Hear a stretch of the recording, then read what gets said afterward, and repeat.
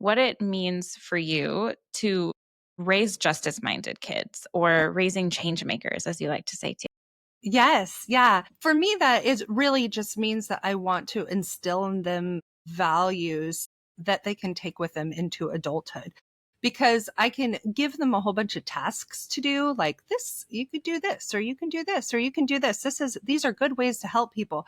But a lot of times, especially in the American church, justice kind of gets put into a program or a side thing where we're like, okay, these are for those people who are super passionate about anti-trafficking or being against racism or whatever it is. And those people are like their own separate category. And only if you're amongst them do you really care about these values. But that's something I really don't want in my kids' life, because there's so many characteristics that we see that God cares about.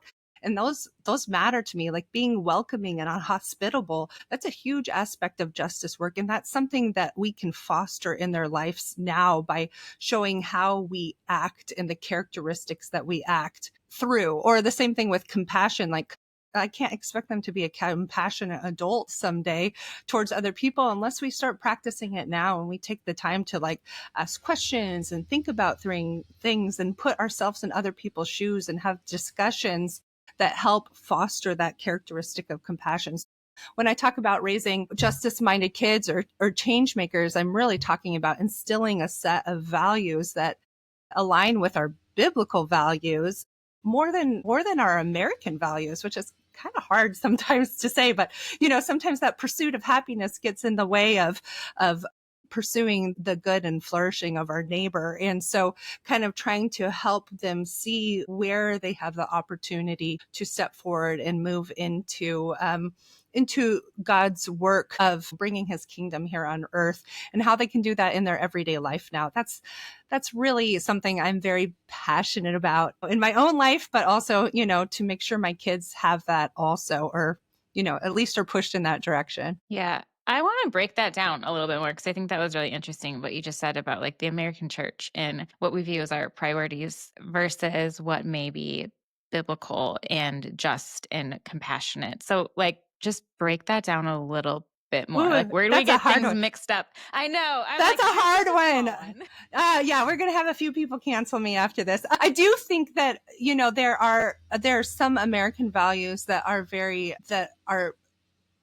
can align well with biblical values, such as, equality when we live that out, and that's not an exactly easy thing to live out. There's so many different arguments, especially in the political realm, about what that looks like. And that's not really what I'm talking about. I'm talking about, the spaces.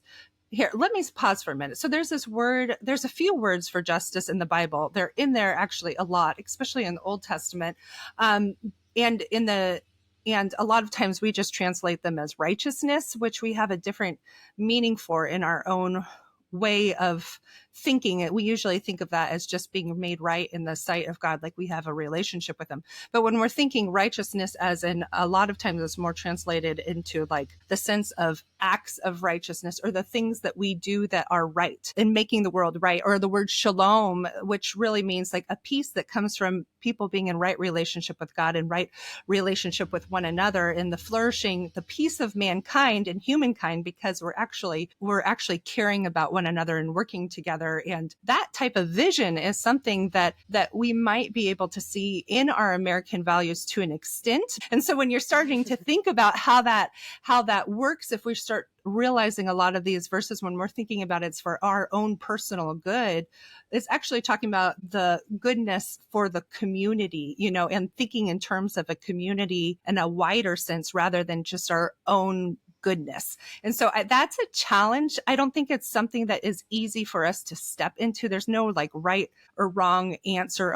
It's like case by case basis. But when we're teaching our kids and we're saying, hey, let's move into what this looks like for the good of the most of us. How does that actually look like? What are the consequences of this idea? What is the consequences if we do this?